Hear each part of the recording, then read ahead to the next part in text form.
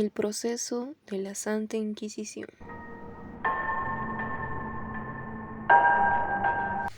El Tribunal del Santo Oficio de la Inquisición surge durante el Imperio Español en 1478. ¿Para qué lo crean? Según, para conservar la pureza de la fe y mantener la unidad religiosa. Su objetivo era castigar a judíos, moros, sodomitas, bígamos, malos sacerdotes, brujas y hechiceros. Pero en realidad, la Inquisición es creada más que nada por un sentimiento antijudío, antisemita y antimoro. Recuerden que árabes y judíos habitaron la península ibérica. El Tribunal del Santo Oficio de la Inquisición, o simplemente Santa Inquisición, se exportó de España hacia sus virreinatos de tal forma que para 1570 ese tribunal se estaba instaurando en Lima y Ciudad de México. Casi en simultáneo, estas dos ciudades eran los epicentros de las principales posiciones que había tomado el Imperio Español. Por eso era de menester instaurar los tribunales en esas ciudades. Lo contrario a lo que se pueda pensar, la Santa Inquisición no era una creación exclusiva de la Iglesia, sino del rey. El rey de España lo creó, aún así es la Iglesia quien en mayor medida lo administró. Según el historiador Fernando Ayllón, la Inquisición es de carácter mixto eclesiástico y estatal. Son los monarcas españoles quienes nombran a los inquisidores generales, no el Papa ni la Iglesia. Los pecados que condenaba la Inquisición eran la idolatría, sodomia, bigamia, hechicería, herejía, apostasia, blasfemia y el simple hecho de ser de otra religión distinta a la católica, uno estaba obligado a ser católico o a sufrir las consecuencias. La herejía y la blasfemia eran consideradas como crímenes de lesa majestad. La palabra lesa viene de lesionar, ofender. Seguro alguna vez hemos oído sobre delitos de lesa humanidad, que no es otra cosa que ofender o ultrajar los derechos de la humanidad. Entonces, lesa majestad significa ofender al rey o a una deidad. Si por insultar al monarca te podían condenar a muerte, imagínate por insultar a Dios, considerado el rey de reyes y señor de señores. Por eso, la herejía y la blasfemia eran consideradas faltas más graves que un delito común como robar o matar, y eran condenadas por el Tribunal del Santo Oficio, en un juicio que terminaba con la celebración de los llamados autos de fe. El auto de fe, no confundir con un auto de fe, era un evento público organizado por la Inquisición en el que los condenados tenían que adjurar. Adjurar significa arrepentirse de los pecados cometidos contra la fe católica. Durante un auto de fe, el objetivo principal de la Inquisición era hacer que el condenado adjurase, es decir, que se arrepiente en público, que grite a toda costa que lo que hizo estuvo mal. Este arrepentimiento representaba el triunfo del tribunal inquisidor, ya que para eso se instauraban los autos de fe para obligar a los herejes a que reconozcan públicamente que estaban equivocados, o te ratificas o te matamos. Si el acusado se arrepentía ante la multitud, entonces su castigo era reducido. En ocasiones solo recibía una cantidad de azotes. El escarnio público entonces, ¿a quiénes mataban? ¿Quiénes eran condenados a muerte? Eran los llamados relapsus. Es un término eclesiástico que significa persona que reincide de un pecado del que ya había jurado o hecho penitencia, o sea, los reincidentes o relapso, eran condenados a la pena capital, lo cual podría ser el garrote vil o la hoguera.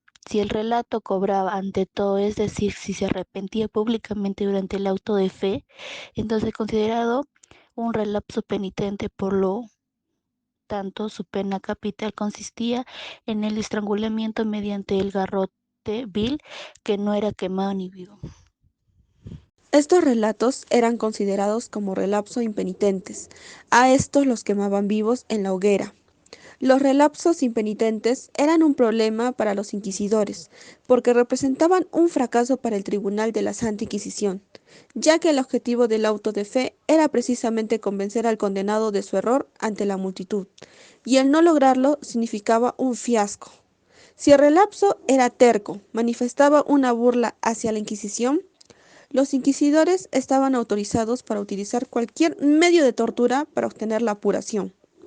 E incluso durante el auto de fe seguían presionando al condenado mientras era quemado vivo. Le obligaban a arrepentirse hasta el final. El primer auto de fe en el Perú ocurrió en 1573, donde 6 reos hicieron penitencia. Uno de ellos fue quemado vivo. Se trataba de un extranjero, el francés Mateo Salado, sindicado como relapso impenitente. Su único delito era procesar el luteranismo y vender libros sobre ello, los cuales eran considerados apócrifos, lo cual este señor fue fiel a su religión hasta el final. Hay una huaca en Lima que lleva su nombre, por tratarse del lugar donde él vivía. ¿Qué hacía un francés viviendo en Lima? Pues probablemente haya llegado en un avión pirata muy común de aquellas épocas. El segundo auto de fe se celebra en 1578.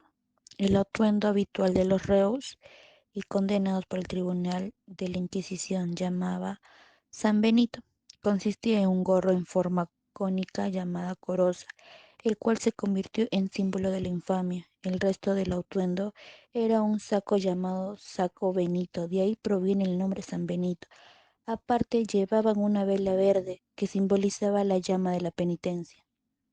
Se tiene registrado que el Tribunal de la Inquisición en el Perú procesó a 1477 reos, de los cuales solo 32 recibieron una pena capital. El resto recibió castigos no mortales. De los 32 sentenciados, 16 fueron quemados vivos. Un caso bastante conocido fue el del teólogo Francisco de la Cruz, quien fue nada menos que rector de la Universidad San Marcos. Fue acusado de ser alumbrado, pero en realidad había cuestionado el sistema monárquico, por lo que le acusaron contra él era más bien de carácter político. ¿Qué significa que te acusen de ser un alumbrado? Según el historiador Rafael Sánchez Concha, cuando una persona se ponía a hablar libremente de temas de fe, alegando que había sido tocada por la divinidad, se decía que era un sujeto alumbrado no por Dios, sino por el fuego del infierno. La iglesia no le creía y era declarado como hereje. Lo extraordinario es que Francisco de la Cruz había propuesto en 1578 la separación de España, es decir, la independencia del Perú, algo profético y adelantado a su época. Los autos de fe fue celebrados en la Plaza Mayor de Lima. Se levantaban 2 tribunas, una para los reos y otra para el tribunal eclesiástico, y otra para las autoridades que había un desfile donde primero pasaban los jueces inquisidores, portando la bandera del Santo Oficio. Luego pasaban montados en caballo blanco los acusados que habían sido absolutos seguidos de los sentenciados penitentes. Al final de la cola iban los sentenciados a muerte, o mejor dicho, los relatos penitentes, los cuales iban montados en burro, con las manos atadas a la espalda, vistiendo el santo Benito. En público se amontonaba alrededor de la plaza, pugnada para obtener un buen sitio desde donde ver el acontecimiento. Las faltas frecuentes que se castigaban eran la blasfemia, la bigamia y la hechicería. Entiéndase por hechicería el culto y consumo de presuntas pócimas más como objetivos amorosos. La brujería, en cambio, cuando una mujer intentaba o conseguía incursionar en el curanismo o incluso en la medicina tradicional de aquella época, disciplina que solo estaba reservada para los hombres. Si lo practicaba un hombre, era médico; si lo hacía una mujer, era bruja. Y aquí quiero mencionar un caso especial, no de bruja, sino de una mujer supuestamente alumbrada. Santa Rosa de Lima pudo haber sido acusada de ser una alumbrada. Hace un rato dijimos que un alumbrado es aquel que manifiesta estar iluminado por Dios, sin que la iglesia lo crea. El comportamiento de Santa Rosa no era normal y llamó la atención de la Santa Inquisición. Ella fue interrogada por el Tribunal Inquisidor a principios del siglo XVII, pero no le encontraron culpable de herejía.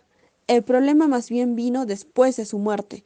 Según el historiador Ramón Mujica, ella se convirtió en un modelo visual femenino para las mujeres religiosas limeñas, lo cual molestaba a la Inquisición porque muchas mujeres querían ser como Santa Rosa y adjudicaban hechos prodigiosos y hasta milagrosos. El tribunal interrogó a todas estas mujeres y tenía que distinguir si eran alumbradas o auténticas visioneras. Ricardo Palma es quien da más detalles acerca de ellas y de otras personalidades que pasaron por los tribunales inquisidores, como por ejemplo una mujer llamada Ángela Carranza, quien decía que hablaba con Dios y con la Virgen. Esto despertó la furia del Santo Oficio, quien la apreció y torturó, pero luego la perdonó la vida en un hecho sin precedentes. Lastimosamente no la libraron y murió años más tarde presa de la locura. Los presos podían estar encarcelados años antes que se celebre su acto de fe. En sus cárceles inquirían sobre sus herejías. Se encontraban en contradicciones, eran torturados y había las torturas más comunes, que era la garrucha, el potro y el tormento del agua. Era frecuente que los oleos mueran en prisión debido a la tortura y los malos tratos porque se suicidaban. La Inquisición no solo castigaba, sino también confiscaba bienes y según el historiador Teodoro Ampa, a todos los reos se les quitaba sus bienes, incluso sus inmuebles eran absolutos, se les devolvía, pero todos y no solo los bienes pasaban al patrimonio del Tribunal de la Inquisición. Esta institución llegó a ser muy rica, al tal punto que se comportaban como bancos y otorgaban préstamos. Así se mantuvo durante siglos hasta que finalmente en 1813 la Corte de Cádiz abolió el Tribunal del Santo Oficio de la Inquisición en Lima. El virrey aceptó la medida y permitió que la gente ingresara al local donde funcionaba el tribunal, provocando que la multitud saquee todo a su paso. Se llevaron libros y registros importantes. Al año siguiente se restituyó la Inquisición, pero ya no gozaba de prestigio en el Perú. Se limitó prohibir la lectura de ciertos libros de ilustración francesa y evitar la adhesión a pensamientos liberatios y de independencia. O sea, la Inquisición se volvió un instrumento político en contra de la corriente de libertad y ahora finalmente sin pena ni gloria fue abolida para siempre en 1820.